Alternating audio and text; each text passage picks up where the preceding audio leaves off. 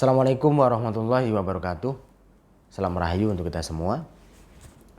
Kali ini saya akan bahas bagaimana cara menghapus karma buruk di dalam diri. Sebelum saya bahas, silakan subscribe channel ini dan bunyikan lonceng. Dan kalau Anda ingin belajar bagaimana cara mengatasi karma, bagaimana menetralkannya, sebaiknya Anda paham dulu bagaimana meditasi. Dan saya sarankan untuk meditasi Reiki dan Kundalini. Meditasi ini kami ajarkan di pelatihanreiki.com dan aktivasi-kundalini.com. Nah, kalau Anda sudah bisa itu, insya Allah, puji Tuhan, Anda akan mudah menetralkan karma yang ada di dalam diri Anda. Menghapus itu menurut saya tidak. Kalau menetralkan, menghilangkan efek samping atau menghilangkan efek buruk, itu bisa. Oke? Karma adalah istilah dari kausalitas, dari aksi reaksi, hukum sebab akibat. Karena melakukan ini, akhirnya terjadi itu. Karma ini muncul dari agama Hindu dan Buddha dan diyakini akan terjadi pembalasan di dunia, di kehidupan di dunia. Apakah dalam Islam juga membahas karma? Saya bukan ustadz, saya bukan ulama, namun saya memahami dari Al-Quran yang pernah saya baca di surat Al-Zalzalah bahwa ada ayat seperti ini, "Famay ya'mal misqala dzarratin syarran yarah. Wa may ya'mal misqala dzarratin khairan yarah." Pakai ini kebalik, khairan yarah dulu atau syarran yarah dulu? Saya lupa. Nanti silakan Anda baca di surat Al-Zalzalah. Ada famay ya'mal misqala dzarratin syarran yarah wa may ya'mal misqala dzarratin khairan yarah. Barang siapa yang melakukan hal kebaikan seberat zarrah pun, maka dia akan mendapatkan balasannya. Barang siapa yang melakukan keburukan seberat zarrah pun, mereka juga mendapatkan balasannya. Zarrah ini adalah sebuah biji kecil, kemudian ditafsirkan oleh banyak ulama adalah sebuah pasir kecil atau atom atau buih di lautan yang kecil banget. Sekecil apapun kita melakukan kebaikan atau keburukan itu mendapatkan balasannya. Dan kalau di surat Al-Zalzalah itu adalah cerita balasan di hari kiamat. Namun yang saya rasakan, yang orang-orang banyak rasakan, ketika melakukan hal buruk atau karma buruk, dalam kehidupannya pun akan terjadi balasan buruk. Begitu juga ketika karma yang kita lakukan adalah baik, maka kebaikan akan datang pada kita.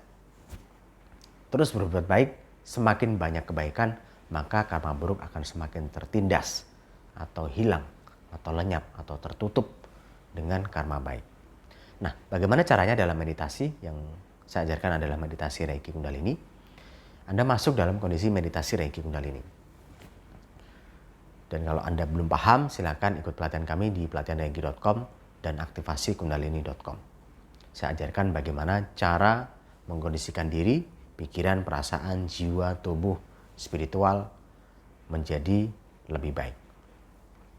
Oke, kalau sudah bisa meditasi Reiki Kundalini, Anda pahami karma Anda. Apakah itu atas ego Anda yang membuat karma itu terjadi atau atas perlakuan Anda terhadap orang lain, interpersonal di luar diri Anda yang akhirnya menjadikan karma itu terjadi. Ego misalnya, ya misalkan Anda egois, Anda merokok, Anda alkoholik, minum alkohol, Anda judi. Nah, itu dari ego Anda karena mencari kepuasan. Nah, kemudian terjadi sesuatu, misalkan karena merokok, akhirnya kena paru-paru, kena jantung, kena kanker. Nah, Anda maafkan diri Anda di dalam meditasi itu. Jika ada keterlibatan orang lain yang mengajak diri Anda untuk itu,